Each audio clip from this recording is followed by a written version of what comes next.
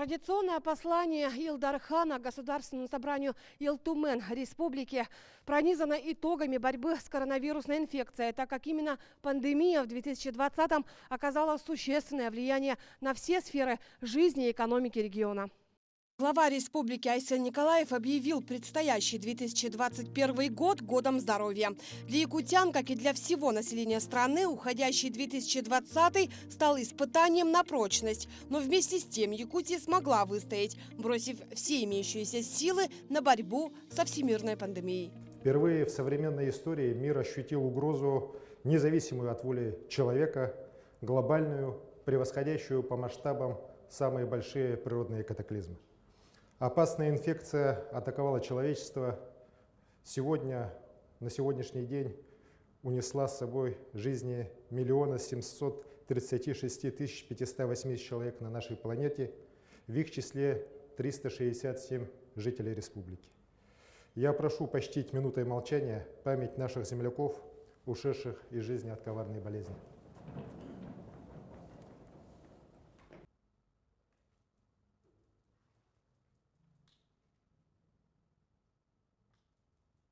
Прошу садиться. Спасибо.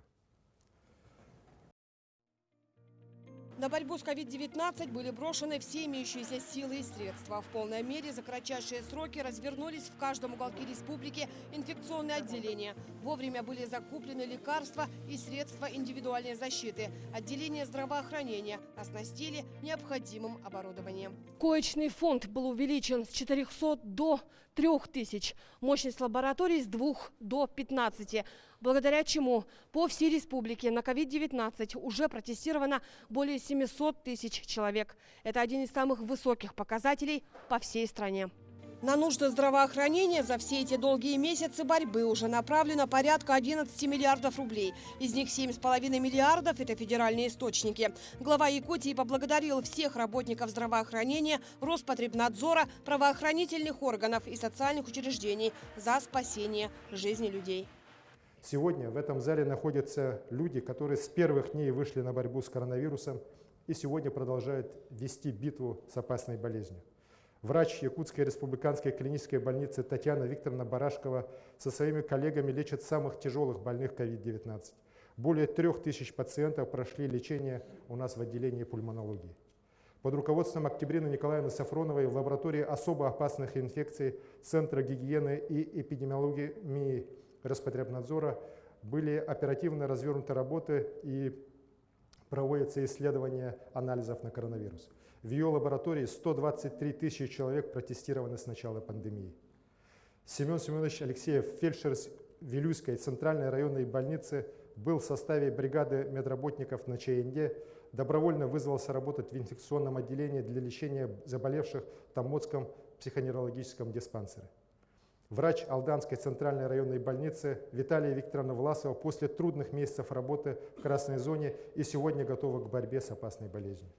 А студент-медик Джулус Варламов с самого начала эпидемии стал волонтером-медиком.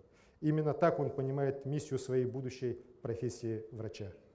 Коллеги, я прошу приветствовать наших мужественных сограждан и в их лице всех тех, кто сражается с пандемией, проявляя настоящий героизм. Мы очень рады, что следующий год, 2021, объявлен годом здоровья, так как 2020 год показал все наши недочеты, изъяны. Вот эта пандемия коронавируса, в общем-то, помогла нам собраться, сконцентрироваться и, я думаю, в общем-то, с честью выйти из данной ситуации. В этом году выделили средства на ремонт больниц Хангаласской ЦРБ, Максарологской, Актемской и других больниц.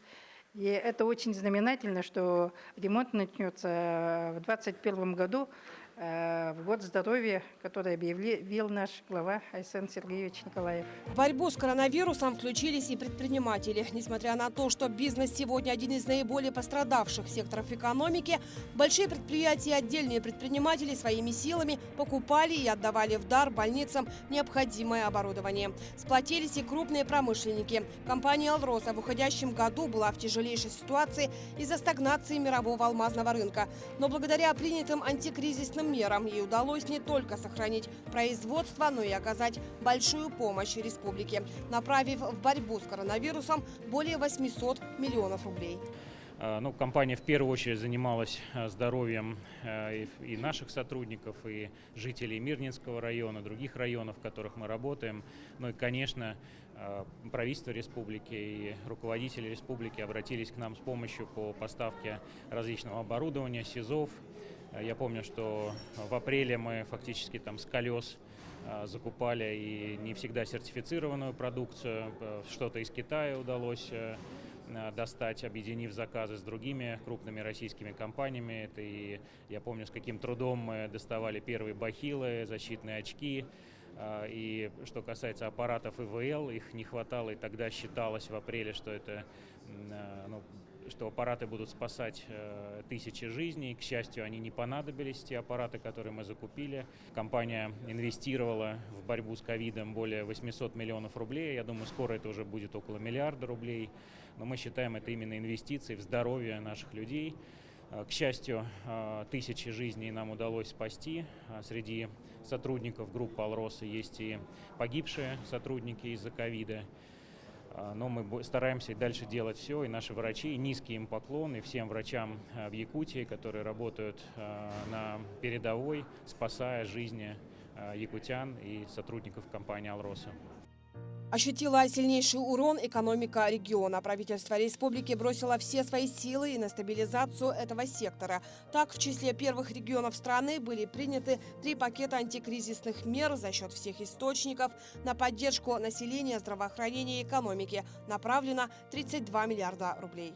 Без внимания в этот непростой год не оставили и население региона. Более 160 тысяч семей с детьми и 12 тысяч безработных получили поддержку от государства в виде различных выплат и пособий. Более миллиарда рублей направлено на поддержку малого бизнеса. 12 тысяч предпринимателей получили субсидии, воспользовались дополнительными налоговыми льготами, продлением сроков уплаты налогов. Системообразующим предприятиям оказана помощь на 5 миллиардов 900 миллионов рублей в виде льготных кредитов, субсидий, госгарантий и отсрочек по налоговым платежам. Первый пакет антикризисных мер коснулся поддержки именно малого и среднего бизнеса. Так, продлены двухлетние налоговые каникулы для начинающих предпринимателей, были смягчены условия по патентной и упрощенной системе налогообложения, отодвинуто еще на год. Решение об исчислении налога на имущество организаций с кадастровой стоимости. Продлен и мораторий на плановые контрольные проверки. Сегодня, к сожалению, республика занимает 77-е место по индексу административного давления, который оценивает контрольную надзорную деятельность федеральных территориальных органов исполнительной власти на территории Якутии, исключая налоговую службу и Министерство внутренних дел. Это значит, что по сравнению с большинством регионов у нас со стороны наших территориальных органов федеральной власти есть излишняя жесткость, высока доля штрафов, в том числе и за первое административное правонарушение. Ну что хочу сказать, да, я сам предприниматель, 26 лет работаю в бизнесе.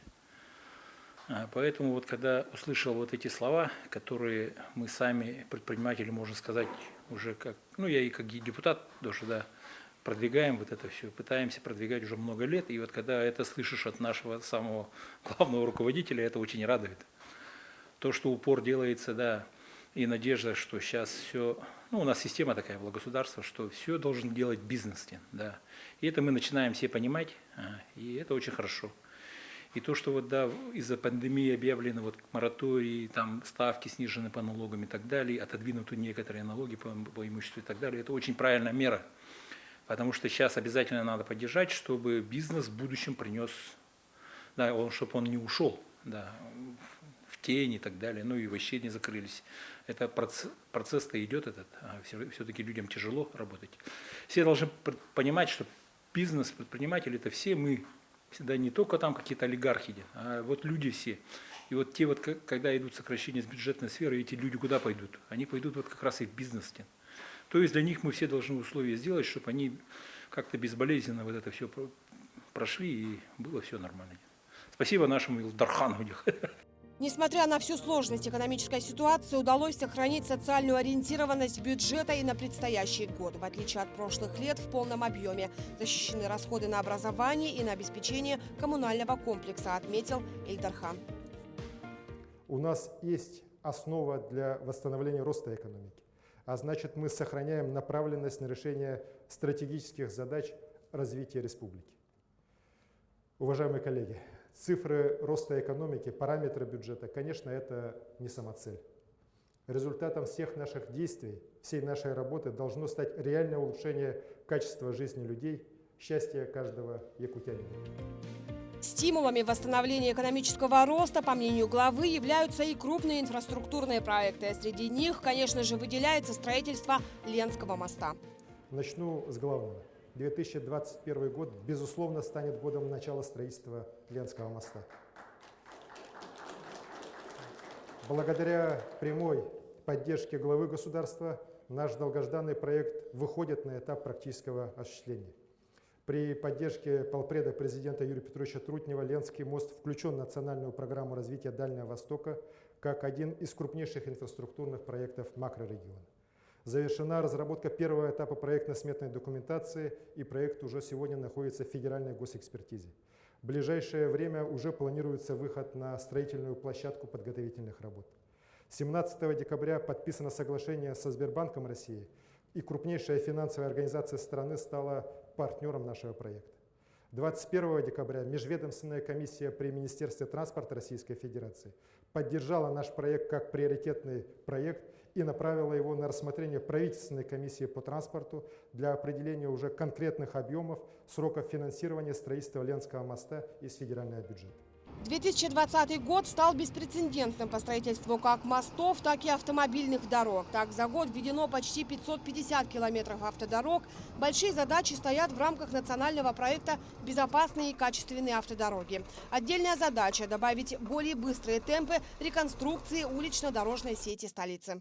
Вы услышали, что мы, как олимпионики, теперь, значит, планка дорожного строительства нам поднята. Я вам скажу, это не 45 километров даже, а 48. И, конечно, это радует, потому что, безусловно, предусматривает софинансирование со стороны республики, со стороны, вероятно, федерального центра. И мы готовы к реализации этой задачи, потому что действительно, и мы с Арсением Сергеевичем всегда об этом говорим, что все территории города Якутска должны развиваться равномерно. Мы в этом году очень хорошо поработали в пригородах, получили высокую оценку от жителей пригородных наших территорий. Поэтому я думаю, что вот этих 48 километров как раз с учетом развития пригородных территорий. И вы знаете, что в следующем году мы начинаем очень масштабный, исторически прорывной проект. Мы начинаем реконструкцию, глобальную реконструкцию проспекта Ленина. Иногда жители меня спрашивают, не понимают, почему такие большие деньги мы планируем потратить, 1,5 миллиарда рублей. Но мы должны понимать, что реконструкция пройдет фактически от фасада до фасада здания. Мы говорим о том, что будут новые тротуары, мы говорим о том, что будут велодорожки, о которых жители очень просят. И замена освещения, и замена вообще всех сетей, которые у нас находятся под проспектом Ленина. Некоторые из них с 60-х годов не ремонтировались. Между тем, в 2022 году Якутия отметит столетний юбилей, в связи с чем в центре Якутска начнется реставрация зданий реального училища и мужской прогимназии. Я считаю, что настоящим позором является состояние двух исторических зданий в столице республики. Я говорю о здании реального училища и мужской прогимназии по улице Ярославского, от которых уже, к сожалению, остались практически одни руины в самом центре нашего города. Такое отношение к культурному наследию просто недостойно. Я поручаю правительству республики уже в 2021 году начать работы по их восстановлению, в том числе с привлечением внебюджетных средств. О восстановлении этих вот зданий, это, конечно, очень важно. И мы надеемся, что и залог наш, который жемчужина такая еще сохранилась, там маленечко, да, в городе, мы ее сохраним, как она должна быть. И это будет и подарок и гостям города, и жителям города. Ну, в конце концов, нельзя жить будущим, не зная прошлого. Глава региона обратил внимание и на экологическую проблему. Каждый год большой ущерб наносят республике лесные пожары. Ученые прогнозируют, что с изменением климата, с температурными аномалиями проблема будет возрастать, в том числе и в арктических районах. За последние 2 года в северо-восточной части республики количество природных пожаров возросло в 5 раз. Пройденная огнем площадь в 6 раз. Арсений Сергеевич сегодня четко обозначил, что вот проблему увеличения количества пожаров можем решать только путем наращивания своих сил и возможностей, и прежде всего в Арктике, где раньше никогда не горело практически. Поэтому он дал поручение базировать филиал лесавиации в Батагае, усиление Якутлесресурса и так далее. Конечно, все это связано в том числе и с изменением методики финансирования на эти цели.